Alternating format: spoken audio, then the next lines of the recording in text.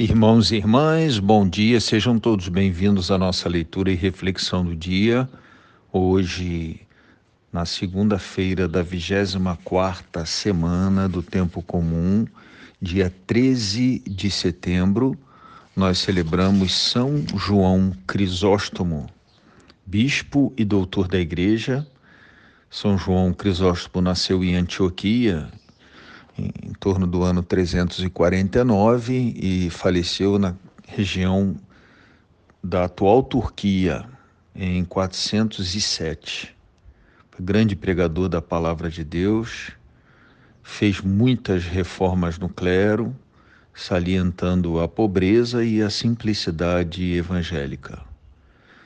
São João Crisóstomo escreveu muitas homilias, comentários a trechos da Sagrada Escritura e as cartas de São Paulo.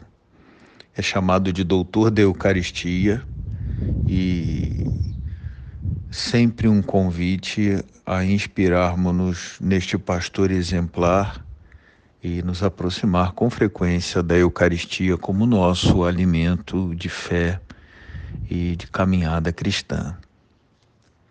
A primeira leitura proposta para a nossa reflexão de hoje é a da primeira carta de Timóteo, capítulo 2, versículos de 1 a 8.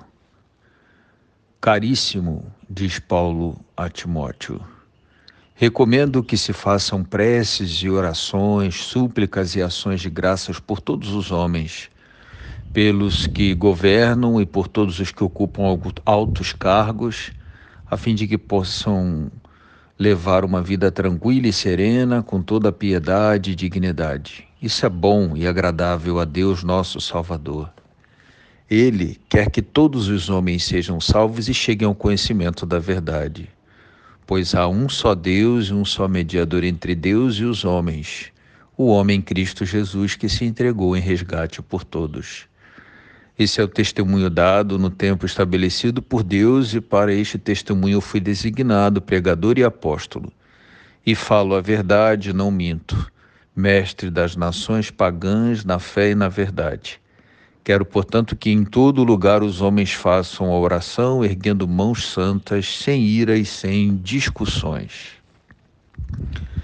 A liturgia propõe como salmo de resposta a este trecho da carta de Paulo a Timóteo, da primeira carta, o Salmo 27, cujo refrão é: Bendito seja o Senhor, porque ouviu o clamor da minha prece. Escutai o meu clamor, a minha súplica, quando eu grito para vós, quando eu elevo, ó Senhor, a vós as minhas mãos. Minha força e escudo é o Senhor, meu coração nele confia. Ele ajudou-me e alegrou meu coração, eu canto em festa o seu louvor. O Senhor é a fortaleza do seu povo e a salvação do seu ungido. Salvai o vosso povo e libertai-o, abençoai a vossa herança. Sede vós o seu pastor e o seu guia pelos séculos eternos. E o evangelho proposto para hoje é o de Lucas 7, versículos de 1 a 10.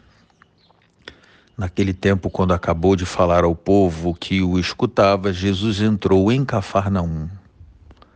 Havia lá um oficial romano que tinha um empregado a quem estimava muito e que estava doente, à beira da morte.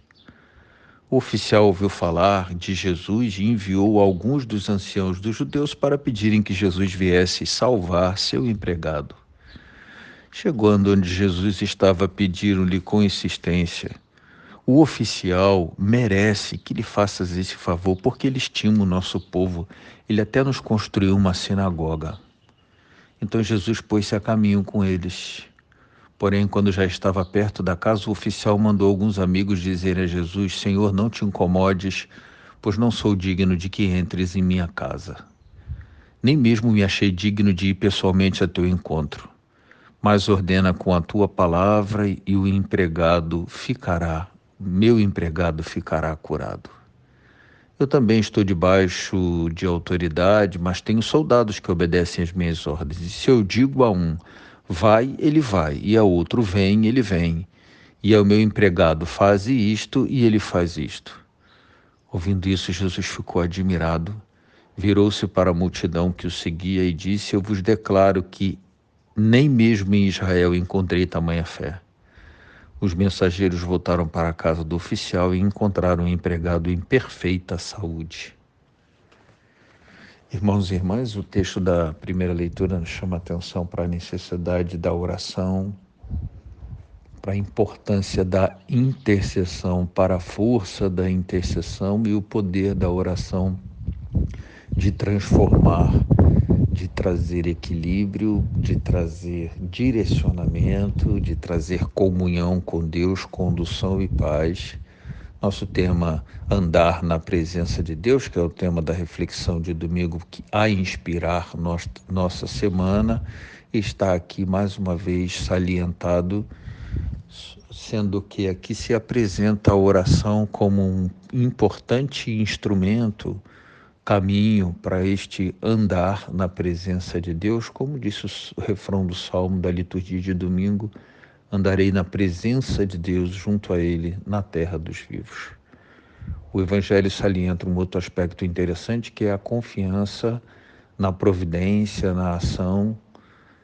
A fé do centurião romano, do alto funcionário romano, está aqui evidenciada na forma da humildade. Ele se considera indigno de receber Jesus em sua casa, na distinção com que ele tratava, embora fosse, do ponto de vista da relação com os judeus, superior, mas tratava com muita dignidade e deferência os judeus, chegando, como disse o próprio testemunho dos judeus, a construir uma sinagoga para que eles pudessem ali celebrar o seu culto e a sua liturgia, e ao mesmo tempo reconhecendo que estava diante de alguém que, do ponto de vista daquele aspecto da restauração da saúde, da força espiritual, do senhorio sobre a doença, sobre a enfermidade, que alguém estava diante de alguém que era maior do que ele.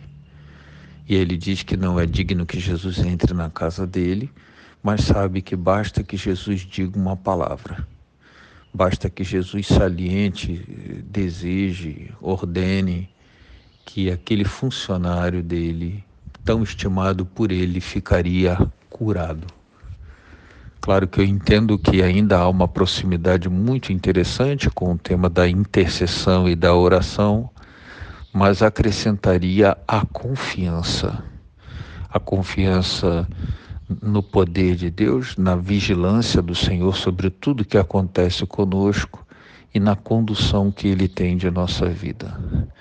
Desejo a todos um dia abençoado, um dia experimentado assim, como refletimos ontem, na presença, um andar na presença de Deus, um dia marcado pelo nosso clima de oração, que de alguma forma é uma vida orante, aquela de quem anda na presença de Deus mesmo, no cumprimento das nossas tarefas, obrigações do dia a dia, e também de renovação de nossa confiança naquele que tudo pode, vigia, conduz e acompanha o nosso andar na presença dele.